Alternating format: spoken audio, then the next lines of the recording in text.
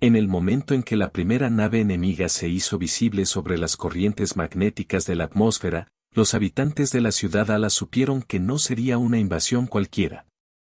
El alumbrado de los corredores se apagó en cadenas sincronizadas, las familias se refugiaron en nichos magnéticos, las mujeres y hombres mayores ofrecieron oraciones en silencio a las reliquias que llevaban al pecho y los niños. Sin entender del todo, apretaron contra sus dedos una pequeña colección de cuentas. Era una ciudad suspendida por siglos, hecha de hierro reciclado, de motores que cantaban como un coro de respiraciones mecánicas. Allí, entre las placas de blindaje y los jardines de hidroponía colgante, nació la idea que terminaría por definir que, para el cosmos, era un buque de guerra humano. Desde la periferia del cielo Citadel, los Vesul llegaron como una promesa geométrica, insectoides de cristal y sombra, articulaciones que chispeaban en patrones que no eran del todo naturales. Vieron a los humanos primero como una curiosidad, una cultura que había preferido colgar su ciudad de los vientos magnéticos en vez de anclarla al suelo. Pero la curiosidad se tornó en cálculo frío cuando los sensores alienígenas midieron la densidad de la ciudad, sus núcleos de fusión, la red de motores que la mantenían en vuelo. Un planeta no es la única cosa que puede considerarse un arma. Una ciudad entera, convertida en un misil, tenía la misma lógica, pero una intención diferente, la de un pueblo que no renunciaría a su hogar sin arrastrar consigo a quien viniera a arrebatárselo.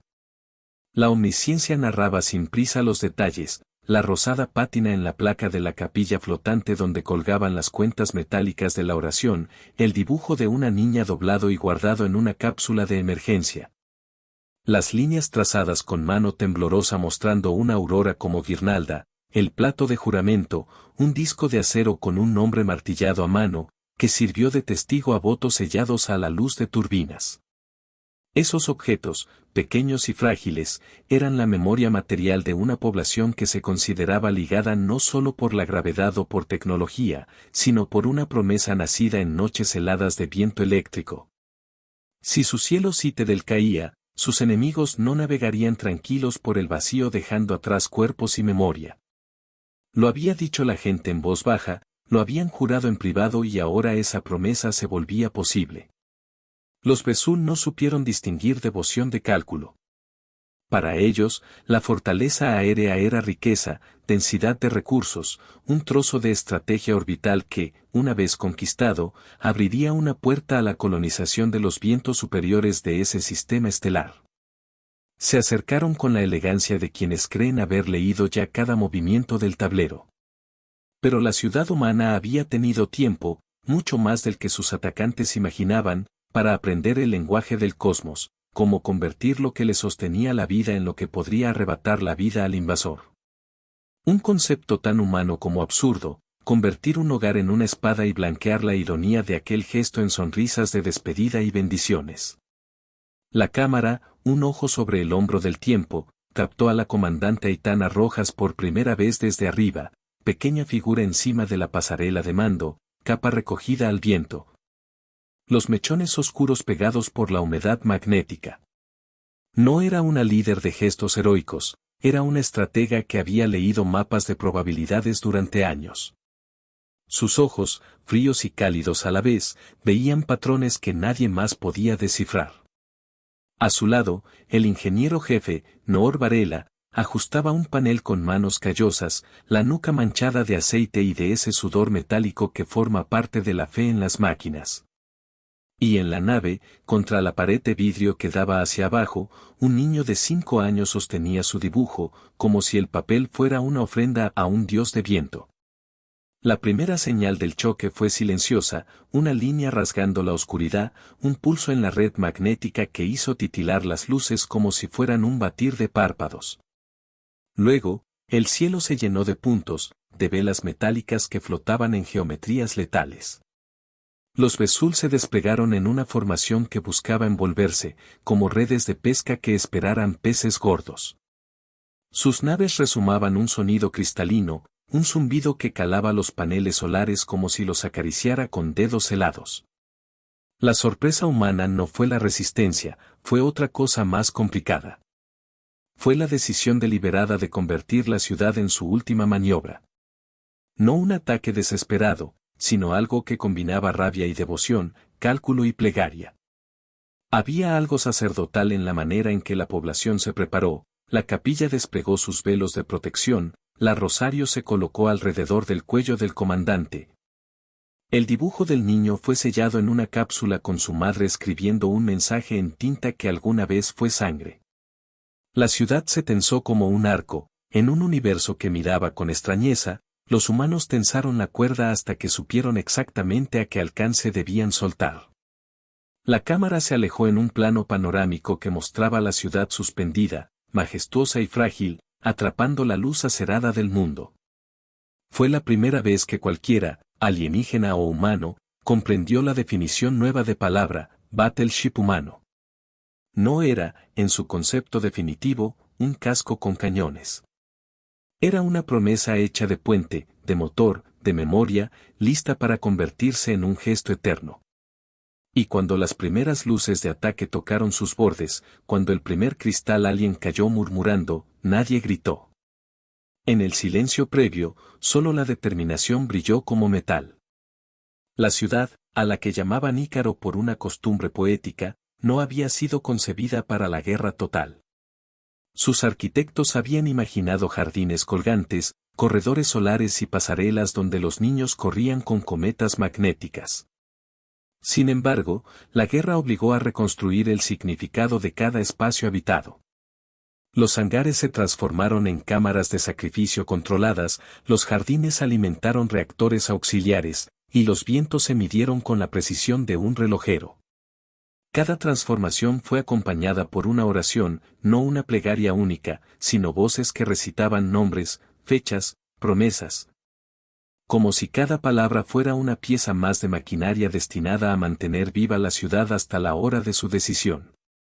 Aitana Rojas convocó a su consejo en la sala de mando central, y la omnisciencia registró la composición del grupo, veteranos de asaltos atmosféricos, técnicos que habían nacido pegados a paneles de escarcha, y sacerdotes de ingeniería que conocían el doble lenguaje de las ecuaciones y de las devociones. Aitana tenía un mapa extendido sobre la mesa, no era un simple mapa topográfico, era un plano de probabilidades. Cada cuadrícula mostraba proyecciones de daño, rutas de escape, saturación magnética y el tiempo que tardaría una bengala alienígena en atravesar un motor principal. En ese mapa, dos cosas brillaban con nitidez, los núcleos de fusión, que eran la sangre caliente de Ícaro, y las redes de anclaje magnético, que eran las arterias. Si caían las arterias, la ciudad perdería su forma, si explotaban los núcleos, la ciudad moriría y dejaría en el espacio un fantasma ardiente. La estrategia que Aitana propuso era tanto científica como litúrgica. Nor Varela explicó los mecanismos en un puñado de frases cortas, cada una más técnica que la anterior, y la sala escuchó sin murmullos. Convertir la ciudad en arma no sería un proceso de encender un detonador y esperar. Sería un acto de arquitectura inversa, separar masas, realinear el centro de gravedad, soltar las anclas magnéticas para que la estructura, al reconfigurarse, liberara una masa de impulso equivalente a un proyectil planetario. Calculaban un vector de impacto.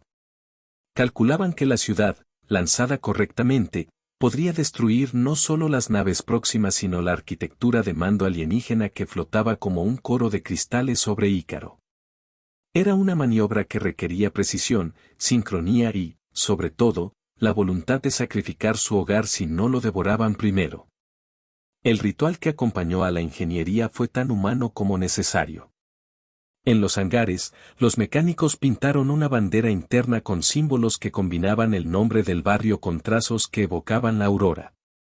La joven madre que conservaba el dibujo del niño lo depositó en la cámara de sensores que dirigía la maniobra, como si la inocencia fuera un calibrador. Entre los oficiales circuló un plato de juramento, un disco martillado con los nombres de quienes firmarían la operación. Cada firma era un compromiso irrevocable. En la capilla anclada a la sección norte, una rosario hecha de aleación reciclada se colgó junto a la bahía que concentraría el impulso.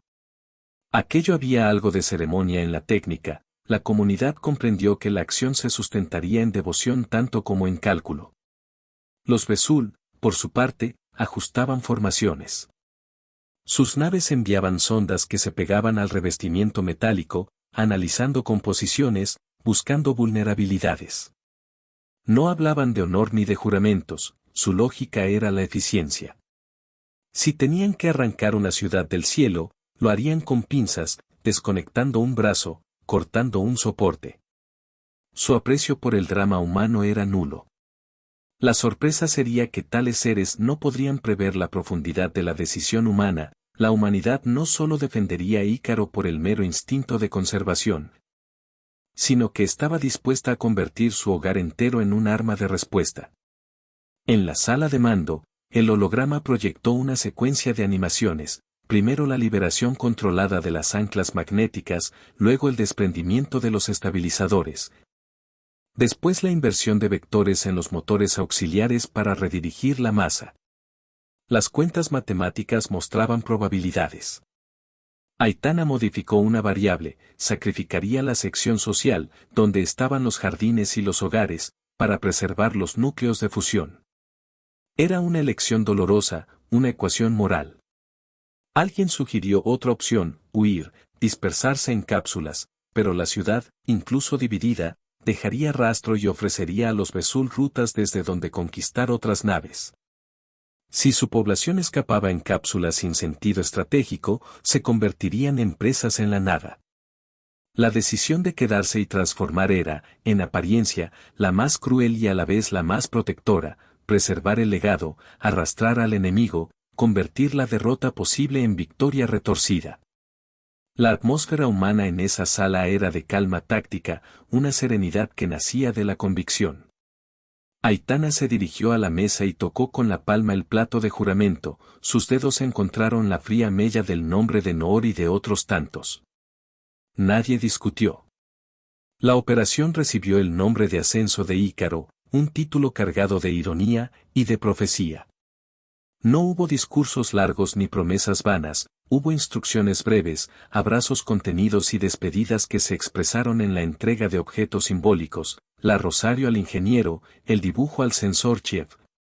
El plato de juramento repartido entre los pilotos. Mientras tanto, la población en los niveles inferiores se movilizaba, equipos de corte, de desvío de energía, y grupos que reseguían nombres en placas de acero como quien escribe epitafios anticipados. En las zonas residenciales, compostas con jardines que alimentaban fermentadoras, la gente cerró ventanas y dejó cartas en los nodos de emergencia. Eran cartas de despedida, de instrucciones, pero sobre todo de fe, instrucciones sobre cómo recalibrar un motor, cómo encender un panel, cómo cuidar de las semillas que, en caso de sobrevivencia, serían la esperanza de una nueva ciudad. Todo era simultáneamente técnico y emocional. La comunidad se preparaba para dejar de ser hogar para convertirse en una acción destinada a quebrar el plan del invasor. La secuencia del combate comenzó con una coreografía que era a la vez brutal y meticulosa. Las primeras ondas alienígenas imploraron por información, algunos sistemas humanos cedieron a la voracidad de la extracción, placas de blindaje que se levantaron como pétalos. En las calles del Citadel, la gente observó el pulso de las alarmas en un ritmo que se volvió familiar, la ciudad respiraba con una frecuencia distinta. En el hangar de lanzamiento, los pilotos ataron los últimos cables. Nadie pronunció discursos. La guerra es una tarea que exige la reducción de las palabras al mínimo y la maximización de la precisión. Los Besul respondieron con belleza cruel, encapsularon naves humanas en tramas de cristal que crecían como tejido vivo, bloqueando propulsores, absorbiendo energía. Sus ataques sobre las zonas residenciales fueron quirúrgicos, dirigidos a los sectores que permitían la mayor ganancia tectónica, sensores, enlaces magnéticos, las hélices de estabilización. A cada impacto, Aitana ajustaba, con una mano sobre la mesa de mando, las variables del plan.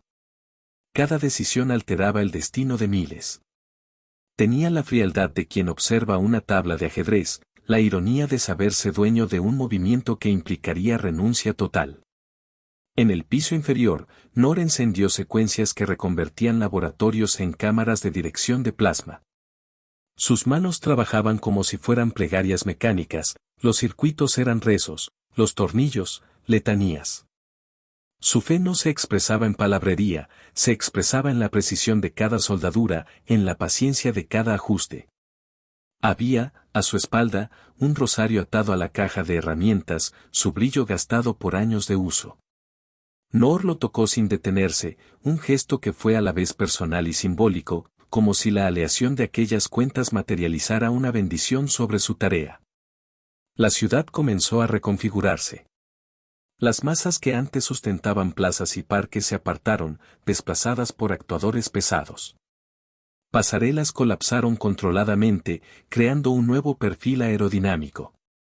Los motores auxiliares se orientaron en vector inverso. El centro de masa cambió, y con él el centro de esperanza. Multimedia de la ciudad emitió imágenes de paisajes domados, de niños que miraban hacia abajo, viendo cómo sus jardines se convertían en amortiguadores.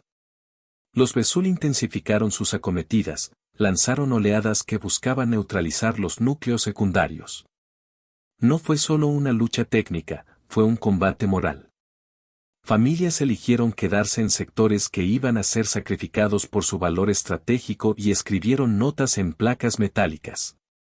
Otros subieron a cápsulas de escape y se lanzaron al vacío magnético, con la esperanza de encontrar refugio en la red de asteroides cercanos. La ciudad entera se dividió entre quienes se quedaban y quienes se iban, no por cobardía, sino por una estrategia que daba a algunos la responsabilidad de cargarse con la decisión más dura. Ser la palanca que catapultaría la venganza humana. En la cubierta principal, los pilotes ajustaban los quemadores de plasma que, a la hora H, producirían el brusco estallido de energía necesario para romper el vector magnético y lanzar Ícaro hacia su objetivo. Las cuentas de probabilidad eran estrechas, se necesitaban milisegundos exactos, y la margen de error era nula. Los pilotos miraban a sus compañeros con una calma meditativa que a cualquier observador podría haber parecido ecuánime. Era la calma de quien conoce el precio de la acción. Mientras tanto, los Vesul comenzaron a comprender que las probabilidades humanas no eran tan predecibles. Un intercambio de proyectiles que pretendía derribar los estabilizadores fue recibido con contramedidas inesperadas, cortinas de plasma que convertían la energía enemiga en trampas ionizantes. Los seres prismáticos, en su diseño lógico, no previeron la irracionalidad humana, el uso de artefactos religiosos como claves físicas de acceso a sistemas críticos, pequeñas esquirlas de devoción que, al ejercer presión sobre un panel, desbloqueaban mecanismos que alteraban la geometría de la ciudad. Aquello confundió a las máquinas, no porque fueran incapaces de procesar el gesto, sino porque nunca habían atribuido sentido operativo a la fe.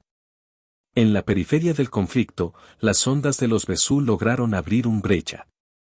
Un foco de cristal se clavó en un nodo de energía y lo iluminó con una pureza blanca. Fue el punto en el mapa que hizo temblar la mesa de mando. Aitana respondió con una jugada que rozó lo temerario, ordenó la activación parcial del plan. No era el lanzamiento total, sino un golpe de prueba que pretendía medir la capacidad de la maniobra sin hogar. Un equipo de pilotos humanos, en naves improvisadas y curtidas por el uso, se enfiló hacia esa brecha para desviar la atención. El combate se volvió cercano. La ciudad retumbó con golpes que sentían como latigazos, cabos que se cortaban en la oscuridad, sirenas que se mezclaban con cantos que surgían en la capilla flotante. Esas voces eran un manto que envolvía a los técnicos mientras trabajaban, una red espiritual que se entretejía con el entramado mecánico. En un hangar, un anciano mecánico tomó el plato de juramento y lo puso en su pecho antes de operar la palanca que sellaría una compuerta. No hubo llanto salvo en los dedos que escribían en la última carta. El pulso de la contienda se aceleró hasta convertirse en un ritmo de combate, maniobra, desgaste, evaluación, ajuste. Ícaro comenzó a perder piezas, satélites de observación, antenas, secciones enteras de fachada, pero a cada pérdida correspondía una modificación que acercaba la ciudad a la configuración de impacto prevista. En la oscuridad donde humanos y Vesul se rozaban, la humanidad dejaba claro su principio: no se les arrebata el cielo sin que éste devuelva la mordida. Fue una defensa que mutó en ofensiva por el peso de la decisión colectiva. La ciudad ya no quería únicamente sobrevivir, quería, en su última política, llevarse a sus atacantes en la caída. La hora H se acercó como un latido. La ciudad entera se sintió suspensa en una respiración agónica. En la sala de mando, Aitana sostuvo el plato de juramento como quien sostiene la llave de una catástrofe necesaria. Noor transmitió las últimas señales a los núcleos de fusión, calibrando la liberación de masa y la inyección de plasma. Desde el exterior, las naves Vesul rodeaban la ciudad, formando una corona que pretendía asfixiar la maniobra. Sus prismas brillaban con frialdad calculada, esperando que los humanos se rindieran a la lógica del saqueo. Pero la lógica humana tenía un componente que la máquina no sabía leer: la convicción. Aitana recordó, en menos de un segundo, los rostros de quienes se habían quedado, las cartas clavadas en placas, el dibujo doblado en la cápsula del sensor. Vio, con extraña claridad, a Noor tocando el rosario antes de activar la secuencia. La decisión de enviar la orden final no fue técnica sino moral, un acto de fe por el bien común, una decisión que fundía cálculo y plegaria en una sola señal. Cuando la orden fue dada, la ciudad respondió como un organismo. Motores que habían cesado décadas antes por regla de conservación rugieron en sincronía. Anclas magnéticas se soltaron con el siseo de metal sobre metal, liberando tensiones acumuladas. Pasarelas se replegaron, creando un perfil que arrojó aire de manera que la masa entera adquiriera la forma más aerodinámica posible. Las cámaras de impacto internas se sellaron. Las vidas que permanecieron fueron protegidas por escudos de emergencia que amortiguaron el dolor final. Todo fue medido en fracciones de segundo. La nube alienígena, que hasta entonces había flotado con una confianza geométrica, se encontró con una masa que, en su movimiento, rompía los cánones habituales de combate espacial. Ícaro dejó de ser solo ciudad y se volvió proyectil. En el exterior, las estelas magnéticas se convirtieron en cicatrices visuales, un rastro que los sensores Vesul jamás habían anticipado. La maniobra no fue un simple lanzamiento, fue una inversión de contexto, una civilización transformando su civil para atravesar la lógica del enemigo. La explosión del primer núcleo secundario fue un rugido contenido que estalló en ondas de luz blanca. No fue una detonación indiscriminada, fue una liberación dirigida, una explosión que usó el propio tejido de la ciudad como cámara de magnificación. Chopov plasma y campos magnéticos interactuaron, generando una presión que catapultó masa con la precisión de una bala, pero con la escala de una luna menor. La geometría del ataque fue devastadora, un barrido que cortó la formación Vesul en sectores, desorientando sus redes de cristal. En la oscuridad del espacio cercano, los prismas alienígenas comenzaron a fracturarse. Sus estructuras, tan bellas y tan letales, se separaron en hebras de luz que caían como lluvia congelada. Algunas naves explotaron en columnas de luz azul, otras se desintegraron en chispas que se hundieron en la negrura. Pero la victoria no fue limpia. El impacto generó un torbellino de energía que arrancó secciones completas del Citadel, lanzando fragmentos hacia la nada. Los sistemas de protección se vieron sobrepasados. La ciudad, mientras golpeaba, se resquebrajó. En la sala de mando, los ojos de Aitana registraron el progreso del impacto en tiempo real, lecturas que mostraban objetivos destruidos, comunicaciones interceptadas por señales alienígenas que se rendían en estática. Pero justo cuando la victoria empezaba a cantarse en el silencio del tablero, una última maniobra Vesul, desesperada y brillante, lanzó un pulso resonante hacia el corazón de Ícaro. Era la respuesta de quienes no aceptaban caer sin arrancar el máximo posible del adversario. El pulso penetró en una sección crítica, y por un instante todo cambió, luces que colapsaban, zonas que perdían su integridad, el ruido que se volvía una sucesión de alarmas. Noor actuó en ese segundo. Comprendió que no quedaba margen para más pasos duplicados, la única salida era una acción inmediata que sellara la trayectoria del proyectil, aun si eso implicaba garantizar que la ciudad se consumiera como arma viva. Cerró sus manos sobre el panel principal, y con un gesto que fue a la vez técnico y espiritual, insertó la rosario en un conector que había sido preparado para la ocasión. Esa alianza simbólica entre objeto de devoción y aparato de guerra, una rosario que se convirtió en puente eléctrico, fue el gesto que definió la diferencia entre el triunfo imperfecto y la derrota total. El circuito se cerró, la energía fluyó como una plegaria eléctrica. Las cámaras internas vibraron con un tono que se sentía, en la piel, como la voz de una multitud. En los niveles inferiores, los que habían elegido quedarse sintieron el impacto de la decisión en su cuerpo, la presión cambiante, el calor que subía, el rugir que anunciaba el final. Algunos cerraron los ojos y murmuraron nombres. Otros tocaron la placa con su firma y la sostuvieron hasta el último pulso. Era una ofrenda consciente, entregar la ciudad para voltear la balanza del combate y preservar así algo mayor. Cuando Ícaro chocó contra la formación alienígena, la escena fue de una violencia luminosa que la mente tardaría años en comprender del todo. La masa humana, convertida en proyectil, abrió una brecha en la arquitectura enemiga que nadie pensó posible. En los segundos posteriores al impacto, el espacio se llenó de fragmentos de cristal y metal, de energías que se disipaban como fuerongos artificiales tristes. La carnicería luminosa confundió los sentidos, el enemigo había sido herido de muerte, pero la ciudad humana había sufrido la herida mayor. La cámara tuvo la audacia de permanecer y registrar cada detalle, la placa sangrando fuego en un extremo, el dibujo del niño flotando en una cápsula que se desprendía. El plato de juramento que giraba en cámara lenta como un testigo de la decisión. Aitana, herida, sostuvo su mano contra el vidrio que miraba al exterior, viendo cómo la aurora se teñía con destellos de destrucción. Sus labios no pronunciaron nada, su rostro era una máscara de cansancio y alivio.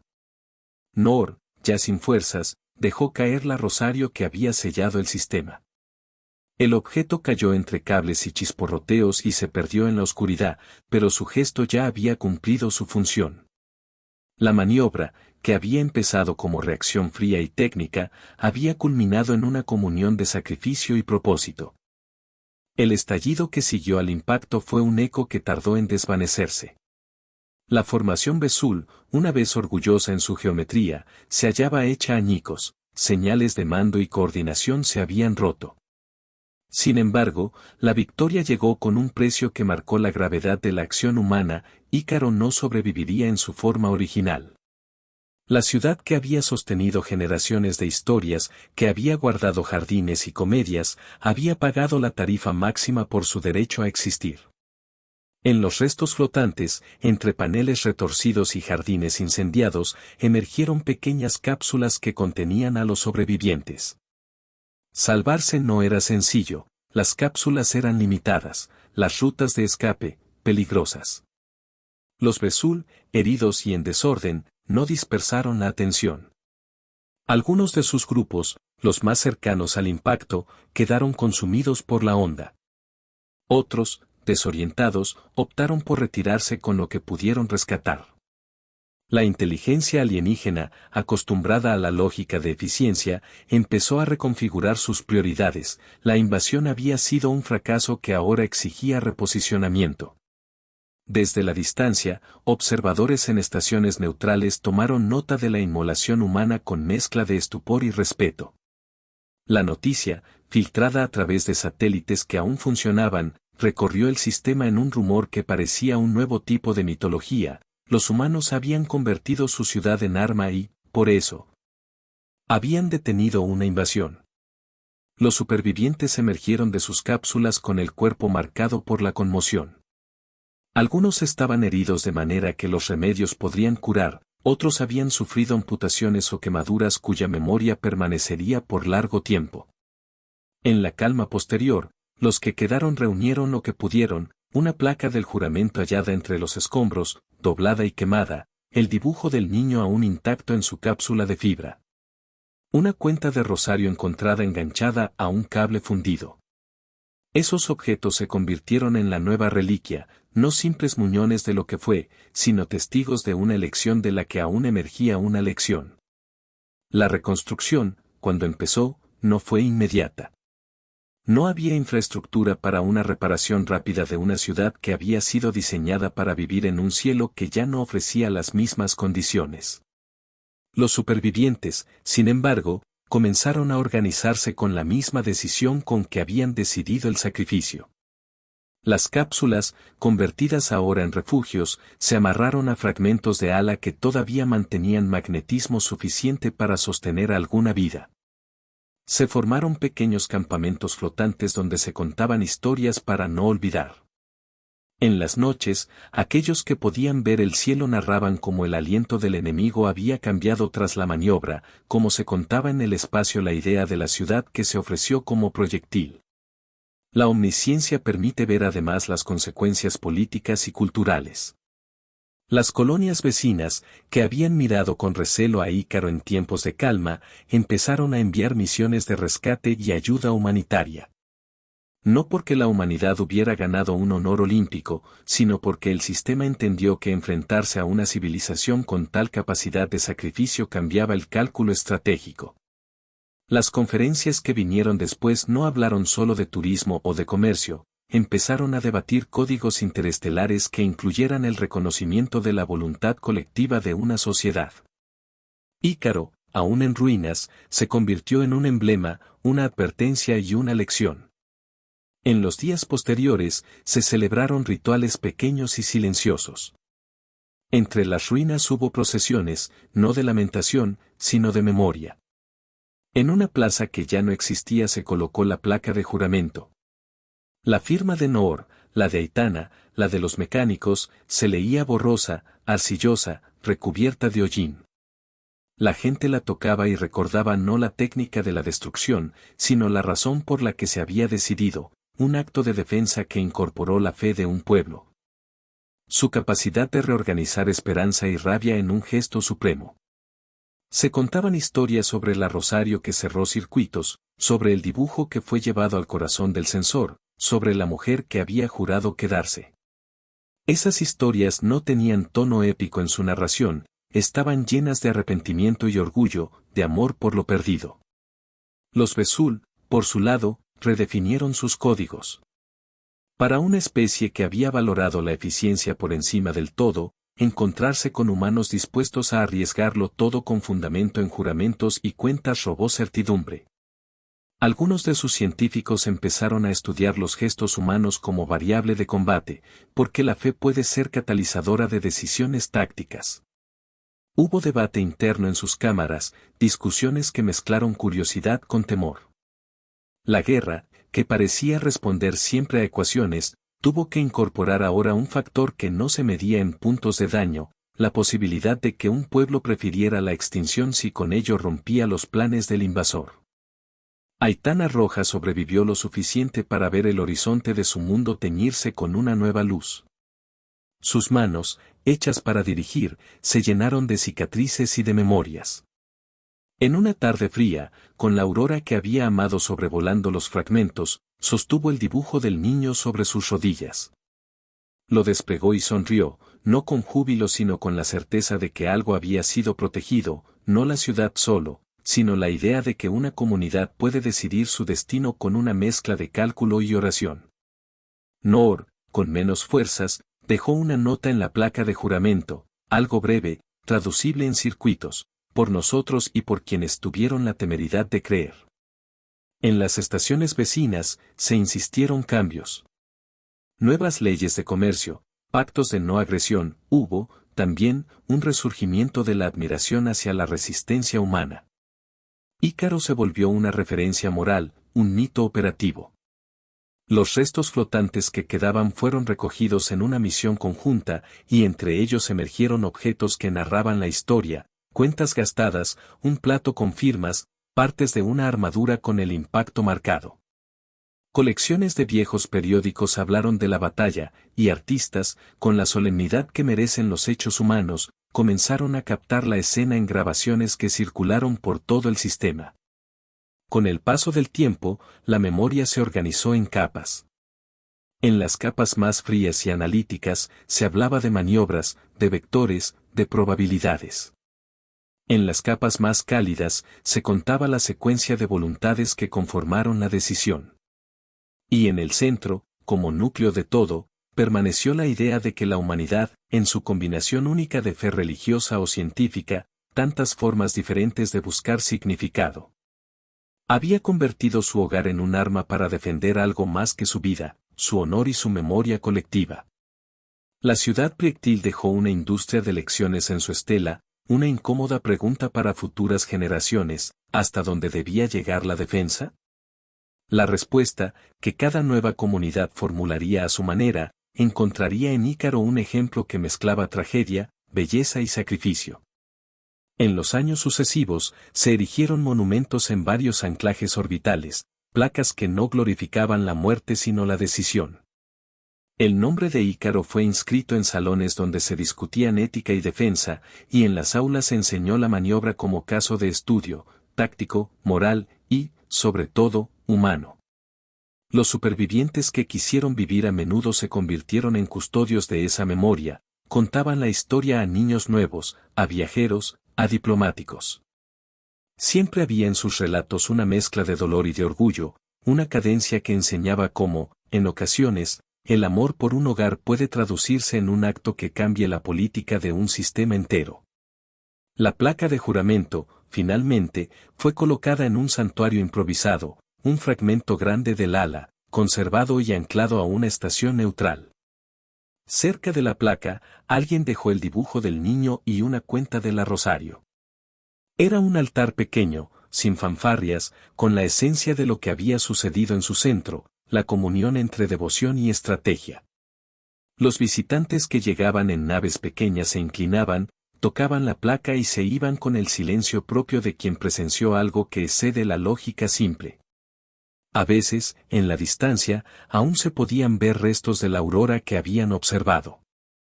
Eran ligeros destellos que cruzaban la negrura, un recordatorio de que el cosmos continúa en su indiferencia, y, sin embargo, en la memoria humana, la aurora se convirtió en símbolo de luz que no se rinde.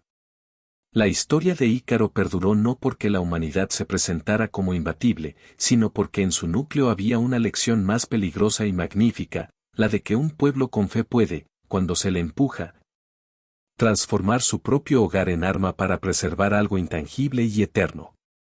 Y cuando el humo se disipó, solo la fe seguía en pie. Vinieron por un planeta, pero encontraron a la fe humana encendida.